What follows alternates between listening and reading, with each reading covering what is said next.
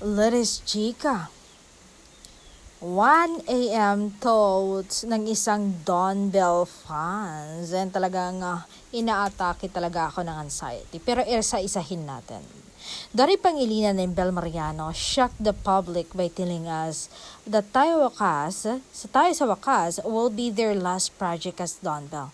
And I, for one, was devastated upon reading it in my feed.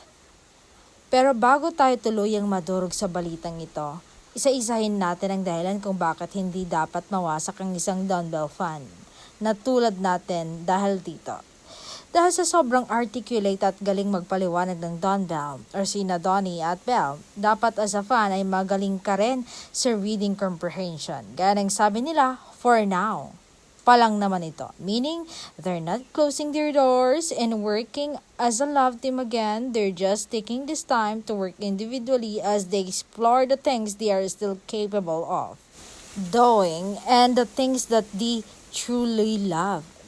And number 2, ganang sabi nila sa interview, sa podcast, mutual and personal decision nila ito. So, ibig sabihin, pare silang nag-decide nito, hindi lang management o ang network. And knowing this too, matatalino silang tao. They won't be doing such a risky thing kung hindi nila ito pinag-isipang mabuti. Number 3, they kept saying in the podcast interview the word growth. And they're not just talking about their upcoming movie but in their personal life as well. Alam nating napakarami pang bagay sa mundo ang pwede at kaya at deserve nilang ma-experience dahil mabubuti silang tao, mahuhusay silang actor at dedicated sila sa lahat ng ginagawa nila. So, as a fan, as a Don Bell fans, hindi tayo dapat maging hadlang para magawa nila yon. Because in the end, we are their supporters. So, kahit masakit para sa atin ang decision nila, kailangan ibigay natin ito sa kanila kasi baka dito talaga sila magiging mas masaya.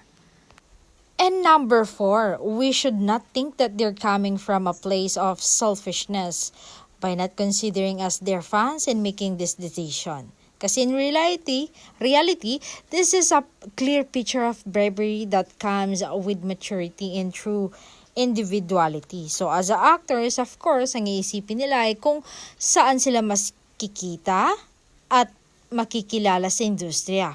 Kaya kung tutusin, ang dali-daling piling manatili sa isang love team na lahat ng pelikula o teleserye na ginagawa nyo together ay kumikita ng milyon-milyon. But our Don Bell doesn't just think of that money they can't get from people. Mas importante sa kanilang ipakita sa atin how important it is to love yourself. Even it means letting go of the comfortability that life gives you.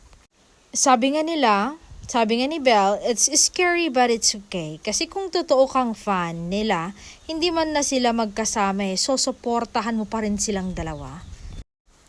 And maybe, just maybe in a few years time, umamin na talaga silang may relasyon sila. And by that time, at least, hindi na masasabi ng iba na ay magka-love team kasi kaya magkakagustuhan talaga yan. At least mapapatunayan nilang hindi sila naging sila dahil lang sa love team nila. Na kahit hindi na sila palaging magkasama sa trabaho, they can still be able to spend time together off cam. Malay natin, hindi ba?